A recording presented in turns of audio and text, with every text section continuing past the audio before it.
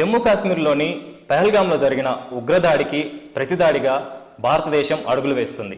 అసలు యుద్ధం జరిగితే ఎలా ఉంటుంది, పాకిస్తాన్లో ఈ సింధు జలాల్ని రద్దు చేసిన తర్వాత పరిణామాలు ఎలా ఉంటాయి, సో ఇటన్నిటి గురించి మాట్లాడడానికి మనతో పాటు ప్రస్తుతం army retired major Bharat Reddy ఉన్నారు. వారితో మాట్లాడదాం. సార్ చెప్పండి, ముఖ్యంగా చూసుకుంటే ఈ ఉగ్రదాడి వెనుక, ఈ ఉగ్రదాడి అనేది అమాయకులైన ప్రజల మీదనే ప్రస్తుతం దాడి జరిగిన సిచ్యువేషన్. సో దీని వెనుక దాగున్న కుట్ర ఏమంటారు? అసలు ఇవాళ జియోపొలిటికల్గా సౌత్ ఏషియాలో ఏం జరుగుతోంది, దీంట్లో భారతదేశం యొక్క పాత్ర ఏంటి? పాకిస్తాన్ ఇవాళ చాలా గడ్డు పరిస్థితుల్లో ఉంది. ఒకవైపు నుంచి వాళ్లకు బలూచిస్తాన్లో చాలా తీవ్రంగా ఒక ఎదురు మొదలైంది వాళ్ళకి. ఆ తర్వాత సింధ్ ప్రాంతం తీసుకోండి, లేకపోతే మీరు నార్త్ వెస్ట్ ప్రావిన్సెస్ ఏదైతే ఆఫ్ఘనిస్తాన్సో నార్థన్ వజీరిస్తాన్ టైప్ ఉంటుందో ఆ ప్రాంతాలు తీసుకుంటే, ఈ ప్రాంతాలంతా కూడా వీళ్ళ కంట్రోల్ ఏదైతే ఉందో, పాకిస్తాన్ యొక్క గవర్నమెంట్ కానివ్వండి, లేకపోతే పాకిస్తాన్ యొక్క ఆర్మీ అనుకోండి, వీళ్ళ కంట్రోల్ ఏదైతే ఉందో అది కంట్రోల్ తప్పుతోంది. అగ్రదేశాలు ఏవైతే ఉన్నాయో పాకిస్తాన్ని ఒక రోగ్ నేషన్గా, ఒక ఫెయిల్డ్ స్టేట్గా, ఒక ఇర్రెస్పాన్సిబుల్ స్టేట్గా పరిగణించడం మొదలుపెట్టింది.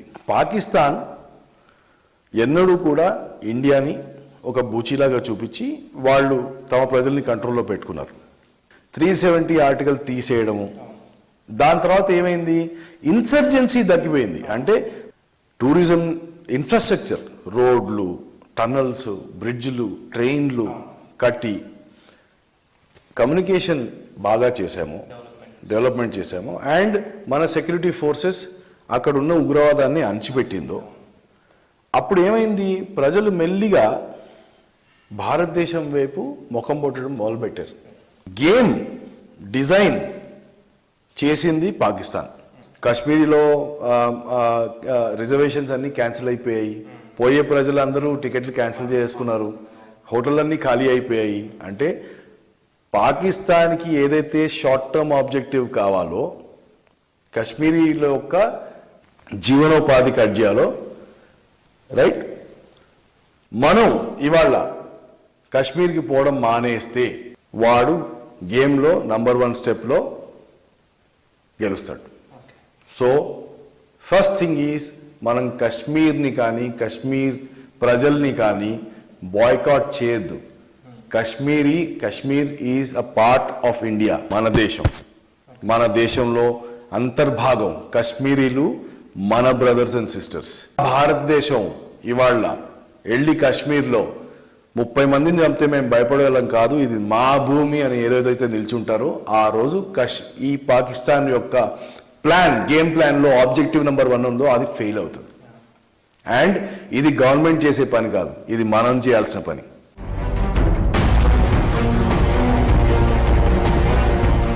ఉగ్రదాడి జరిగిన వెంటనే టీఆర్ఎఫ్, ద రెసిస్టెన్స్ ఫ్రంట్ అని చెప్పేసి మేమే చేశామని చెప్పేసి ఒప్పుకోవడం జరిగింది. కానీ దాని తర్వాత అంటే గడిచిన 4 రోజుల్లో వాళ్ళు మళ్ళీ రిప్లై ఇచ్చారు, మేము చేయలేదు ఈ దాడి. ఇప్పుడు కూడా వాళ్ళు దాడి చేసిన తర్వాత ఒప్పుకోవడం జరుగుతుంది, కానీ ఇలా మళ్ళీ మేము చేయలేదని చెప్పేసి రిప్లై ఇచ్చిన దాఖలాలు లేవు. ఇప్పుడు ఇవ్వడానికి గల కారణం ఏంటి? వాళ్ళు స్కెచ్ చేసినప్పుడు మన ప్రతిఘటన ఎలా ఉంటుంది అని 3-4 వాళ్ళు బేరీజ్ వేసుకుంటారు. మనం ఇండస్ వాటర్ ట్రీటీని క్యాన్సిల్ చేస్తాము, అబ్రిగేట్ చేస్తాము అని మాత్రం వాళ్ళ ఊహాలోకంలో ఉండకపోయిండొచ్చు. ఈ ప్రాబ్లంకి పర్మనెంట్ సొల్యూషన్ అయితే పాకిస్తాన్ని నరకడమే. అంటే పాకిస్తాన్ని బలూచిస్తాన్, సింధు, పంజాబ్, నార్త్ వెస్ట్ ప్రావిన్సెస్గా డివైడ్ చేస్తేనే దీనికి పర్మనెంట్ సొల్యూషన్. సో పాకిస్తాన్ని బ్రేక్ చేయడం అనేది ఇంపార్టెంట్. బంగ్లాదేశ్ని ఎలాగైతే నరికామో 1971లో, పాకిస్తాన్ని కూడా ఇప్పుడు 4 భాగాలుగా నరికితేనే పాకిస్తాన్ ప్రాబ్లం మనకు క్లోజ్ అవుతుంది.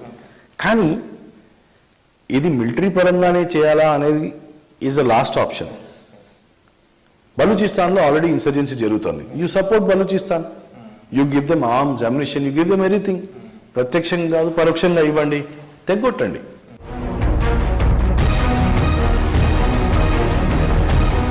ఏదైతే చర్య తీసుకున్నారు, నిర్ణయం తీసుకున్నారు ఇండస్ వాటర్ ట్రీటీకి సంబంధించి, దీనివల్ల పరిణామాలు ఏ విధంగా ఉంటున్నాయి సార్? ఇప్పుడు మీరు చెప్పినట్టుగా ఆర్థిక పరంగా అదేవిధంగా ప్రజలకి ఇబ్బంది కలిగే పరిణామాలు అయితే పాకిస్తాన్లో ఉండనున్నాయా? 100%. సి ఇప్పుడు 5 రివర్స్ వెళ్తాయి. సో ఒకటి one is the Indus system, right? Then Punjab నుంచి మన వైపుకి రావి, బ్యాస్, ఇవన్నీ సత్లజ్ ఇవన్నీ వెళ్తాయి. మనం అప్పర్ రైపీరియన్ స్టేట్ అంటే కావేరీ ఎలా అయితే కర్ణాటక నుంచి తమిళనాడుకి వెళ్తుందో అలాగా ఇవాళ మనం ఆపే అవకాశం లేదు, డైవర్ట్ చేసే అవకాశం లేదు ఇమ్మీడియట్గా. అంటే ఇలా ఒక ట్యాప్ తిప్పినట్టు చేయలేము, కానీ పొజిషన్ తీసుకున్నాము, ట్రీటీ క్యాన్సిల్ చేశాం కాబట్టి ఈ నెక్స్ట్ 5 yearsలో మాత్రం చేయగలుగుతాం. 2-3 డ్యామ్లు వేసేసి 2-3 కెనాళ్ళు కట్టి ఆ నీళ్ళన్నీ హర్యానా వైపు, పంజాబ్ వైపు తీసుకురావచ్చు. దాడి జరిగిన రోజు నుంచి కనుక మనం గమనిస్తే యుద్ధం దిశగా మన దేశం అడుగులు వేస్తున్నట్టుగా కూడా కనిపిస్తుంది. అంటే త్రివిధ దళాలకు సంబంధించి కావచ్చు, అన్ని ఏర్పాట్లు చేస్తుంది, ట్రయల్ రన్ కూడా నడిపిస్తున్న పరిస్థితి. సో యుద్ధం జరిగే అవకాశం ఉందా? ఒకవేళ జరిగితే మనం దానికి సిద్ధంగా ఉన్నామా? దాని మీద మీరేం మాట్లాడతారు? సి ఇండియన్ ఆర్మీ ఏదైతే 1.3 million ఆర్మీ ఉందో, 13 లక్షలు ప్లస్ మీకు ఇంకో 5-6 లక్షలు రిజర్వ్ ప్లస్ ప్రతి సంవత్సరం ఒక వార్ గేమ్ ఉంటుంది. పాకిస్తాన్తో యుద్ధం అయితే మనం ఎలా కదలాలి, మన వ్యూహం ఏంటి, చైనాతో అయితే ఎలా కదలాలి, మన వ్యూహం ఏంటి, ఇవన్నీ మనకు ఆల్రెడీ జరుగుతున్నవే. 1971లో లాగా లేకపోతే ఇంతకుముందు జరిగిన ప్రపంచ యుద్ధంలో లాగా ఫిజికల్గా వెళ్ళి ఇంత బలగాలతో పాకిస్తాన్ని ఆక్యుపై చేసి మనం పాకిస్తాన్ని ఏలేస్తామా అంటే ఈ రోజుల్లో అది జరిగే పని కాదు. మిలిటరీ పరంగా అటాక్ చేయడం, కొన్ని కేంద్రాలని ధ్వంసం చేయడం, కీలకమైన ఇన్స్టలేషన్స్ ఏవైతే ఉంటాయో వాటిని ధ్వంసం చేయడం, దేశంతో ఒక వాళ్ళు సరెండర్ చేస్తే ఒక అగ్రిమెంట్ రాసుకోవడం easy. That's the easiest thing. Pakistan chief Asim Munir, దాని తర్వాత వాళ్ళ ISI లీడర్షిప్ కావచ్చు, ఈ తలకాయల్ని నరికేస్తే మీరు ఆ ఆలోచనని కట్ చేసినట్టే. మీరు ఆలోచనని కట్ చేస్తే మీకు కిందున్నదంతా నార్మలైజ్ అయిపోతుంది. ఓకే, పాకిస్తాన్ ఆక్యుపైడ్ కాశ్మీర్ ఒకవేళ యుద్ధం జరిగితే ఈ దాడి ప్రెసెంట్ ఇదే సమయం అనుకోవచ్చు దాని మీద దాడికి సంబంధించి? కశ్మీర్ మనకి ఉండుంటే మొత్తం POK కలిపి ఉండుంటే మనకి సెంట్రల్ ఏషియాకి హైవే వచ్చేది. సెంట్రల్ ఏషియాకి హైవే వస్తే సెంట్రల్ ఏషియా నుంచి మినరల్స్ కానివ్వండి, ఆయిల్ కానివ్వండి, గ్యాస్ కానివ్వండి మనకు డైరెక్ట్గా వచ్చేది, right? So we last a great opportunity. But Britishers చాలా అన్యాయం చేశారు. మీరు చేసేది POK తీసుకుంటే POKని తీసుకొని వాళ్ళని అటానమస్గా డిక్లేర్ చేయడం బెటర్. బట్ కలుపుకుంటే ఎంత తలకాయ నొప్పి తీసుకుంటున్నావు అనేది కూడా ఆలోచించడం చాలా అవసరం.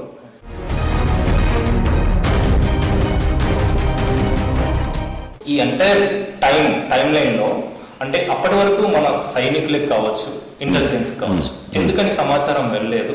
అంటే ఇందులో ఇంటెలిజెన్స్ వైఫల్యం ఏమైనా కనిపిస్తుందా? వాళ్ళు ముందుగానే ప్లాన్ చేసుకొని దాడి చేయడం జరిగిందా? నేను ఆ ఏరియాలో ఆపరేట్ చేశాను కాబట్టి నాకు అవగాహన కొంచెం ఎక్కువనే ఉంది ఆ ఏరియా గురించి. గత 30 ఏళ్లుగా నేను అక్కడ ఆపరేట్ చేసినప్పుడు కూడా ఇక్కదుక్క లోకల్ మిలిటెంట్లు వాళ్ళు దొరికేవాళ్ళు మాకు.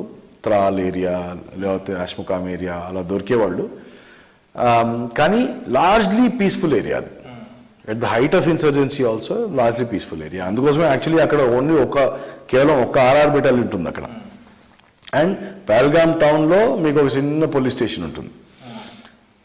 ఇంకోటి అందరికీ తెలియాల్సింది ఏంటంటే పహల్గామ్లో వచ్చే టూరిస్టులు 50% లోకల్ టూరిజం. అంటే శ్రీనగర్, కాశ్మీర్ వ్యాలీలో ఏదైతే టౌన్లు ఉంటాయో వాళ్ళు పిక్నిక్ కోసం ఎక్కువ వస్తారు అక్కడికి. అది కూడా ఒక రీజన్ ఎన్నడూ అక్కడ ఈ ముష్కరులు దాడులు చేయకపోవడానికి.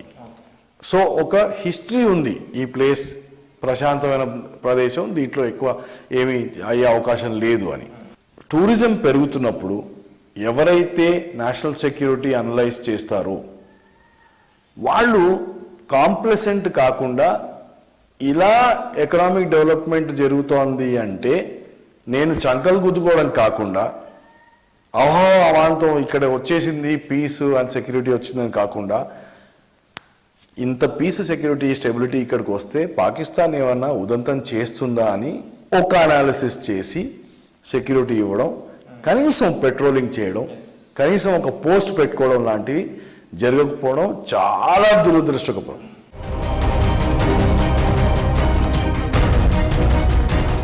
చివరిగా చూసుకుంటే ఈ దాడికి సంబంధించి అంటే రానున్న రోజుల్లో ఒకవేళ యుద్ధం జరిగితే మన దగ్గర పరిణామాలు ఏ విధంగా ఉంటాయి, పాకిస్తాన్కి సంబంధించి పరిణామాలు ఏ విధంగా ఉన్నాయి? మనం ఇద్దరం కూడా nuclear states, India and Pakistan.